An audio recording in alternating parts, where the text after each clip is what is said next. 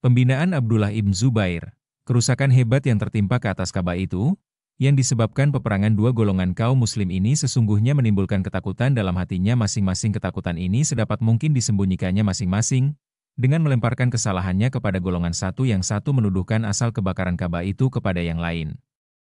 Dalam pada itu peperangan berjalan terus. Tak ada yang kalah dan yang menang. Akhirnya pada suatu hari sampailah kabar kepada Abdullah ibn Zubair bahwa Yazid ibn Muawiyah di Syam sudah mangkat. Berita ini disuruh sampaikan oleh Abdullah kepada Panglima Tentara Yazid melalui suatu utusan yang terjadi kepada beberapa orang Mekah. Kepada Al-Hasiri ibn Namir utusan itu menyampaikan nasihat Abdullah ibn Zubair, bahwa oleh karena Yazid yang memerintahkan peperangan sudah meninggal dunia, maka lebih baiklah permusuhan ini dihentikan, saya dan mereka pulang, saya kembali ke negerinya di Syam untuk menyelesaikan masalah-masalah di sekitar pemerintahan Khalifah yang baru, yaitu Muawiyah anak Yazid, yang dinobatkan menurut kehendak ayahnya. Oleh karena nasihat ini rupanya termakan oleh Al-Hasin, maka nada tanggal 5 Rabiul Akhir tahun 64 Hijriah itu diperintahkannyalah tentaranya keluar dari Mekah dan terus pulang ke Syam. Sejak itu terhentilah fitnah peperangan yang sangat merugikan Ka'bah dan yang menyebabkan huru-hara di Mekah karena perbuatan anggota-anggota ketentaraan bangsa Syam itu. Keadaan kembali menjadi aman dan orang-orang Mekah pun keluarlah dari rumahnya melihat keadaan Ka'bah yang sangat menyedihkan itu. Maka diperintahkanlah oleh Abdullah ibn Zubair membersihkan Ka'bah itu dan di sekelilingnya, membuang segala peluru-peluru meriam yang berhamburan, menyapu segala kotoran dan membersihkan daripada pasir-pasir dan debu, dicuci dan dibasuh tempat-tempat yang telah dicemarkan oleh peperangan yang kejam itu, sehingga dapatlah orang-orang tawaf kembali sebagaimana sedia kala. Kemudian dikumpulkanlah orang-orang cerdik pandai, pembesar-pembesar dan pemuka-pemuka yang masih hidup untuk bermusyawarat dan diajak berunding membina dan memperbaiki kerusakan-kerusakan Ka'bah itu. Dua masalah yang dikemukakan dalam permusyawaratan itu dan diminta kepada pembesar-pembesar dan pemuka-pemuka yang hadir itu akan membicarakan mana yang baik dari salah satu cara memperbaiki Ka'bah itu. Pertama, kehendak akan mengadakan suatu pembinaan baru sama sekali dengan meruntuhkan lebih dahulu pembinaan Quraisy dan mencari asas Nabi Ibrahim serta mendirikan di atasnya suatu pembinaan yang sesuai sungguh-sungguh sebagaimana yang dicita-citakan oleh Nabi Muhammad SAW. Seperti yang tersebut dalam salah satu hadisnya yang diriwayatkan oleh Siti Aisyah, ibu kecil dari Abdullah ibn Zubair itu, bunyinya, jika tidak karena manusia, yaitu kaum Quraisy, yang baru saya masuk Islam dan jika tidak pada waktu ini aku tidak mempunyai harta bendaku yang cukup untuk pembinaan Ka'bah, niscaya aku akan membina Ka'bah ini dengan memasukkan ke dalamnya dasarnya yang 5 hasta, daripada permukaan Hijir Ismail dan aku akan membuat juga, sesuai dengan bentuk Ka'bah dalam masa Nabi Ibrahim, 2 buah pintu, untuk masuk dan keluar, yaitu pintu di sebelah matahari terbit dan pintu di sebelah matahari terbenam. Begitu juga supaya pintu-pintu itu rendah letaknya dengan permukaan bumi, agar dengan demikian memudahkan bagi mereka yang masuk sembahyang ke dalam Ka'bah itu. Demikian bunyi hadis kepada Aisyah yang menggambarkan cita-cita Nabi Muhammad SAW mengenai pembinaan ibu kecilnya oleh Abdullah ibn Zubair dan dikemukakan kepada permusyawaratan sebagai masalah yang pertama. Masalah yang kedua ialah yang mengenai dengan perbaikan semata-mata. Mana-mana yang runtuh dan rusak disebabkan peperangan saudara yang amat dahsyat itu hendak dibangunkan lagi. Meneruskan penetapan pembangunan dalam masa Quraisy, pembangunan mana ternyata disetujui oleh Nabi Muhammad SAW semasa hidupnya dengan membiarkan pembinaan yang demikian itu. Jikalau Nabi Muhammad SAW sungguh-sungguh tidak setuju dengan pembinaan Quraisy itu, niscaya ia terutama sekembalinya di Mekah berkuasa meruntuhkannya dan membina kembali Ka'bah itu, sesuai dengan ukuran Nabi Ibrahim. Apalagi pada waktu banyak di antara sahabat-sahabatnya yang ikhlas yang dapat menolongnya dalam perongkosan. Dengan demikian terjadilah dua aliran pikiran dalam permusyawaratan itu, masing-masing dengan alasannya.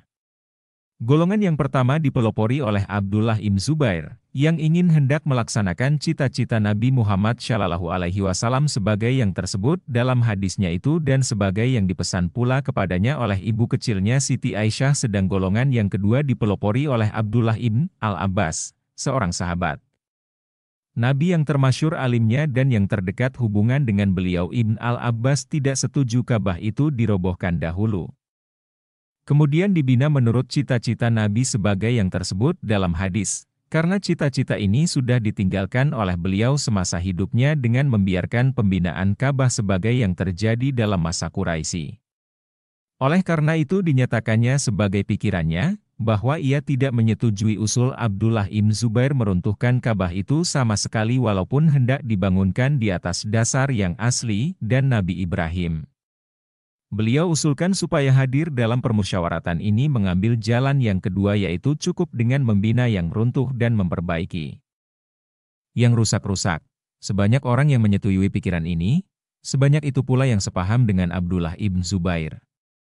Akhirnya Ibn al-Abbas mendesak pula kepada Abdullah ibn Zubair demikian. Baik, kita biarkan Ka'bah ini di atas pembinaan yang sudah ada dan kita perbaiki saya mana-mana yang sudah runtuh dan mana-mana yang sudah rusak.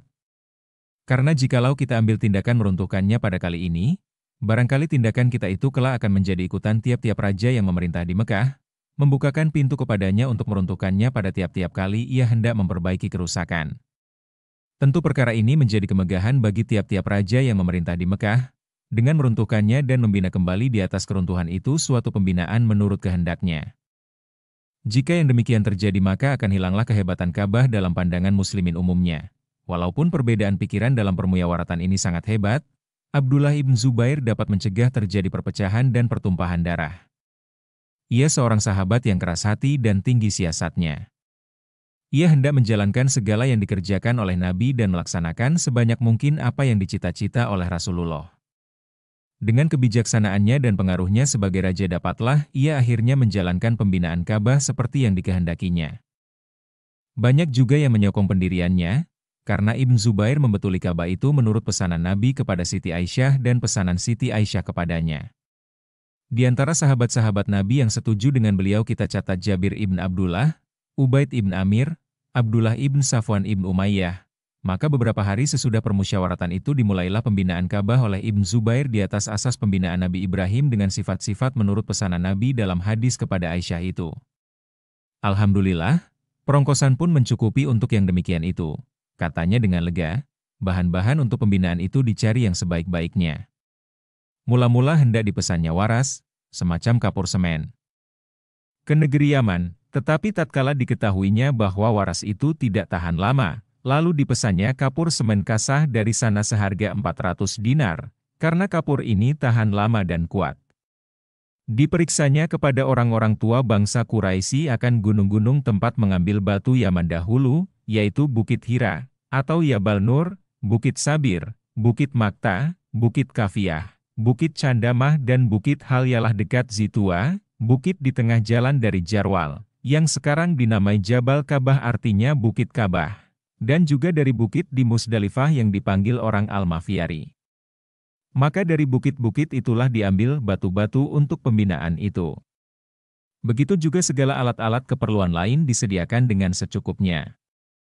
Segala harta dan perhiasan Ka'bah dikeluarkan dan disimpan dalam khazanah Ka'bah di rumah Syaibah bin Utsman, penjaga kunci Ka'bah. Pada waktu Ka'bah itu hendak diruntuhkan, datanglah surat dari Ibn Abbas kepada Ibn Zubair mengatakan, "Janganlah terjadi dengan pekerjaan ini engkau membiarkan manusia dengan tidak berka'bah. Dirikanlah dahulu kayu-kayu tiang di sekitarnya yang dikelilingi dengan kain, supaya boleh manusia berhadap sembahyang kepadanya ganti daripada Ka'bah batu dan supaya tidak terganggu orang-orang yang tawaf sekelilingnya. Sekalian orang yang bekerja melakukan pekerjaannya dalam lingkungan kain itu." Perintah itu dilaksanakan oleh Ibn Zubair. Sebagaimana sudah dijelaskan bahwa sangatlah takutnya orang-orang Mekah itu melihat perombakan Ka'bah, karena apabila hal ini tidak diridhai Allah, maka akibatnya tidak lain daripada azab yang akan menimpa penduduk sekitarnya. Maka karena ketakutan itu banyaklah penduduk Mekah keluar dari dalam kota, ada yang pergi ke Taif dan ada yang mengungsi ke Mina. Sedang Ibn Abbas sendiri menurut sejarah baru kembali ke Mekah sesudah pembinaan Ka'bah itu selesai dikerjakan. Maka untuk menghilangkan kecemasan orang-orang yang bekerja, Ibn Zubair sendiri dengan seorang hambanya, seorang Habsyi, naik ke atas Ka'bah dengan sebuah cangkul memulai pekerjaannya.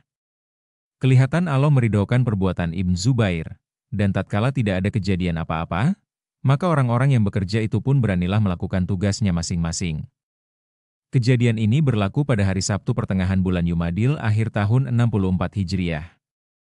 Setelah Ka'bah diratakan dengan tanah, maka dikeluarkanlah Hajar Aswad dalam keadaannya yang sudah hangus dan pecah tiga, diletakkan di atas kain sutera, dimasukkan ke dalam peti serta diantarkan untuk disimpan sementara waktu ke rumah Darun Nadwah, balai permusyawaratan untuk soal-soal yang penting, terutama mengenai Ka'bah khususnya dan urusan agama umumnya. Tanduk kibas milik Nabi Ibrahim yang tersimpan di dalam Ka'bah pun didapati orang kembali. Kelihatan seakan-akan masih baik, tetapi apabila disentuh ternyata sudah menjadi abu karena terbakar. Ibn Zubair menggali mencari asas Nabi Ibrahim dan didapati asas itu masuk ke dalam hijir Ismail sepanjang 6 hasta sejengkal. Rupanya batu itu seperti unggu onta. Berpadu antara satu dengan yang lain, sebagaimana yang sudah pernah diceritakan dahulu. Tatkala tanda perbatasan ini kedapatan, maka Ibn Zubair lalu memanggil berpuluh-puluh daripada pemuka-pemuka dan pembesar-pembesar Mekah, untuk turut melihat dan menyaksikan. Pada waktu Abdullah ibn Mudhi, Al-Adawi memasukkan kapaknya di antara dua asas batu itu dan tatkala dia menggoncangkannya, maka bergoncanglah pokok asas seluruhnya. Ibn Zubair berkata, "Asyhadu. Saya yakin bahwa disinilah dasar pembinaan Nabi Ibrahim. Dan disinilah pula akan saya letakkan dasar Ka'bah." Semua yang hadir menyaksikan, demikianlah terjadi pembinaan ini. Satu persatu batu-batu itu diletakkan di atas susunan yang merata dengan bumi di atas permukaan Syazarwan. Dan kemudian diperbuatlah pintu yang kedua dengan sebuah batu hijau yang panjang menjadi daun pintunya. Apabila pembinaan ini sampai tingginya ke tempat meletakkan Hajar Aswad, maka ditebuknya dua buah batu besar, sebuah di sebelah atas dan sebuah lagi di sebelah bawah, sehingga terjadilah lubang yang layak bagi penempatan batu hitam itu. Perkara menaruh kembali Hajar Aswad itu pada tempatnya pun bagi Abdullah bin Zubair dapat diselesaikan dengan tidak terjadi keributan. Sesudah penyediaan tempat itu selesai disuruhnya anaknya yang bernama Ubad bin Abdullah bin Zubair serta Yabir bin Syaibah bin Utsman mengambil batu itu dari dalam kain sutera dan berpesan, "Apabila engkau lihat aku sedang sembahyang lohor berjemaah dengan ahli-ahli Mekah itu, maka hendaklah engkau keluarkan Hajar Aswad itu dan letakkan di tempatnya, dalam lubang di pojok Ka'bah yang disediakan baginya. Aku akan melanjutkan sembahyangku hingga engkau selesai dengan pekerjaanmu. Maka apabila engkau telah selesai, hendaklah dengan segera engkau bertakbir dan sembahyang. Yang demikian itu menjadi alamat bagiku bahwa engkau telah selesai mengerjakan apa yang kuperintahkan kepadamu, kemudian aku akan memendekkan sembahyangku dan menyelesaikan dia karena hari pun kebetulan amat panas dan masjid tidak beratap." Apa yang diperintahkan ayahnya dikerjakan oleh anaknya itu dengan sempurna.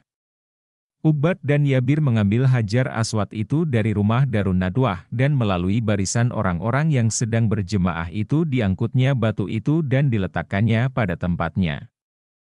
Kemudian keduanya bertakbir dan sembahyang lohor bersama-sama jemaah itu. Tatkala orang banyak itu mengetahui Hajar Aswad sudah diletakkan dan yang meletakkan kembali itu anaknya Ibn Zubair, maka amarahlah bangsa Quraisy itu dan merengut sambil berkata, "Pada masa pembinaan dahulu orang yang meletakkan kembali Hajar Aswad itu ialah Nabi Muhammad SAW. Sendiri dengan segala ketua-ketua Quraisy yang ikut membawa ke tempatnya. Penuh kehormatan bagi mereka dan semua mendapat kelebihan. Sekarang yang mengerjakan pekerjaan itu anak Abdullah bin Zubair, demikianlah mereka itu bersungut-sungut. Tetapi apa boleh buat? Pekerjaan itu sudah selesai dan batu Hajar Aswad itu sudah terletak pada tempatnya. Batu Hajar Aswad yang telah pecah tiga itu dipatri kembali oleh Abdullah bin Zubair dengan perak, hingga ia bertaut kembali. Walaupun ada yang mengatakan bahwa batu itu dahulu putih warnanya tetapi sekarang rupanya kelabu kehitam-hitaman bekas kebakaran. Panjangnya 2 hasta, adapun tinggi pembinaan Ibn Zubair ini 18 hasta. Jadi sama dengan tinggi pembinaan sebelumnya. Tetapi tatkala diperbandingkan dengan panjangnya dari Hajar Ismail kelihatan rendah, maka oleh Ibn Zubair ditambahkan lagi tingginya 9 hasta. Ia berkata, pembinaan Ka'bah sebelum Quraisy tingginya 9 hasta, Quraisy menambah ketinggian itu dengan 9 hasta, maka kami menambah lagi dengan 9 hasta, menjadi 27 hasta tingginya. Pembinaan Ibn Zubair terjadi dari 27 susunan batu dengan tidak memakai kayu. Tebal dindingnya 2 hasta. Tiangnya terjadi dari 3 buah yang diperbuat sebaris. Untuk memasukkan cahaya matahari ke dalam Ka'bah diperbuatnya lubang-lubang. Pintunya diperbuat 2 buah, sebuah menghadap kepada matahari terbit dan sebuah lagi menghadap kepada matahari terbenam. Tinggi papan pintu itu 11 hasta. Di dalam Ka'bah diperbuat sebuah tangga kayu untuk memudahkan orang naik ke atas sutuh. Dari sutuh ini ada sebuah saluran yang menghulur ke dalam Hijr Ismail. Apabila selesai pembinaan itu semuanya, Ibn Zubair melumuri sebelah dalam Ka'bah dengan anbar dan kasturi, begitu juga di sebelah luar diberi harum-haruman. Kemudian Ka'bah diberi bertutup dengan kelambu daripada kain dibai, semacam sutera kasar. Segala batu-batu yang berkelebihan daripada pembinaan itu diletakkan di sekeliling Ka'bah, hingga luasnya 10 hasta.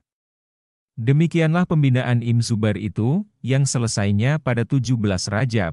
Kemudian Ibn Zubair pun berseru kepada orang banyak, barang siapa taat kepadaku, hendaklah mengerjakan ibadat umrah bersama-sama aku dari Tanim untuk menunjukkan tanda syukur kehadirat Allah Subhanahu wa Ta'ala.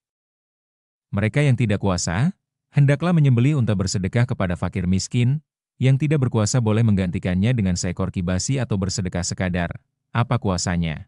Berduyun-duyun orang mengikuti Abdullah ibn Zubair keluar dari Mekah ke Tanim.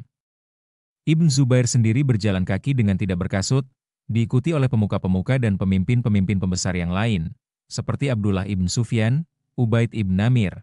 Mereka itu berihram di atas satu anak bukit di hadapan Masjid Aisyah di Tanim dan kemudian masuk kembali ke Mekah mengambil jalan Haiwan di sebelah Ma'la. Semuanya bertalbiyah, membacakan, labbaik. Allahumma labbaik. Sedia. Wahai Tuhanku kami sedia. Engkau Tuhan yang Esa, Ta, ada sekutu bagimu. Kami sedia. Hanya Engkaulah yang memiliki segala nikmat dan pujian. Ta. Ada taranya bagimu, wahai Tuhan kami, mendengung ke angkasa suara iwa yang ikhlas, suara bisikan batin yang diiringi dengan air mata. Baru mereka berhenti dengan talbiyah manakala mereka telah melihat Ka'bah. Lalu mereka masuk ke dalam Masjidil Haram dan tawaf 7 kali keliling. Tiap-tiap pojok mereka istilam, yaitu menyapu dengan tangan tiap-tiap pojok Ka'bah yang 4. Dengan nama Tuhan, Allah yang Maha Besar. Abdullah ibn Zubair berkata, dahulu istilah di pojok Syami dan Gurbi ini ditinggalkan oleh karena pembinaan Ka'bah tidak sampai kepada batas pembinaan Nabi Ibrahim. Tetapi sekarang ia sampai dan boleh istilah pada pojok kedua ini sebagai pojok kedua yang lain. Pada hari itu dilakukanlah di sana-sini penyembelihan hewan untuk bersedekah. Ibn Zubair sendiri menyembelih 100 ekor unta untuk memberi makan fakir miskin. Juga di tepi tanah haram di Tanim banyak orang besar-besar menyembelih unta dan kibasi. Belum pernah Mekah mengalami penyembelihan sebanyak itu. Di sana-sini diadakan jamuan dan kesukaan tanda syukur atas pemberian Tuhan dapat membina Baitullah di atas asas, atas rupa. Bangun dan sifat pembinaan Nabi Ibrahim Khalilullah alaihi salam. Setengah ahli sejarah menerangkan bahwa Abdullah ibn Zubair menempelkan keping-kepingan emas pada tiang Ka'bah dan dialah yang membuat kunci pintunya daripada emas. Ada kitab menerangkan bahwa perombakan Ka'bah untuk pembinaan itu dilakukan sesudah musim haji tahun 64 dan selesai pada bulan Rajab tahun 65 Buku Sejarah Ka'bah dan Manasik Haji, Pengarang Haji Abu Bakar, Penerbit NV Bulan Bintang tahun 1963.